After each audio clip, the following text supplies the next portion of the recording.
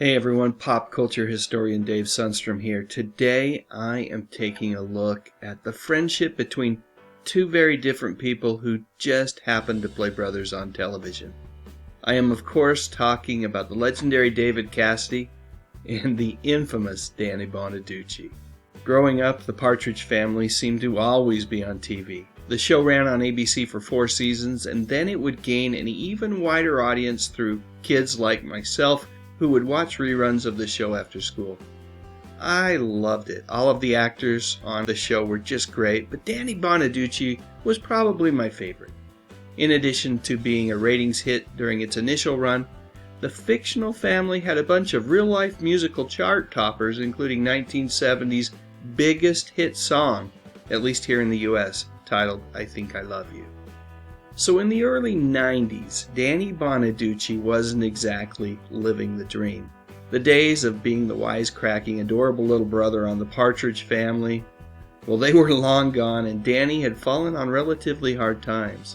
In addition to not being able to find much in terms of work, from time to time, Danny would get himself in a bit of trouble. Nothing really bad, but enough for his name to hit the tabloid headlines and for his reputation as something of a bad boy to grow and grow and grow.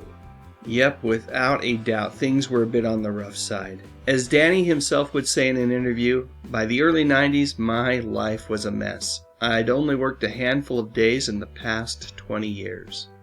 Enter TV big brother David Cassidy. At that point in David's career, he was riding high on a wave of nostalgia and was selling out venues across the US. Despite all that fame, David never lost track of Danny, and deep in his heart he cared about him and felt that he had a real chance at redemption. So in a surprising move, David invited Danny to join him on tour. But here's the kicker. There were some pretty darn hard and fast rules that Danny would have to abide by. As Danny put it, David said, "Listen, here's the thing. There'll be no smoking, no drugs, no alcohol, and no women." To which I said, I'm not going. Why would I ever go on a bus with no drugs and no chicks? To that, David told Danny that he believed in him, and ultimately, Danny decided that he believed in himself as well.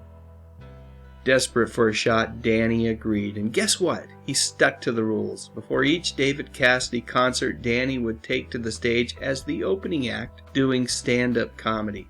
This was a whole new audience for him, and wouldn't you know it, he absolutely crushed it.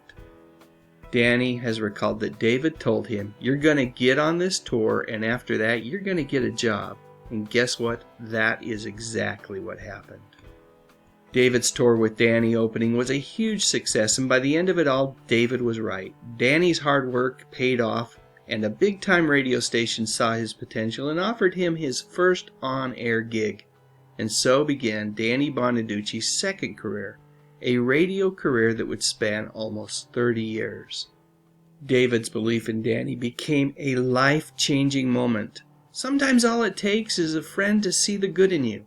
Yep, even when things seem their most dark, there's always a chance to turn things around.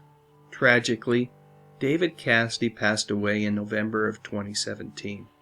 Though his health had declined in his later years, his impact on music and pop culture remains undeniable.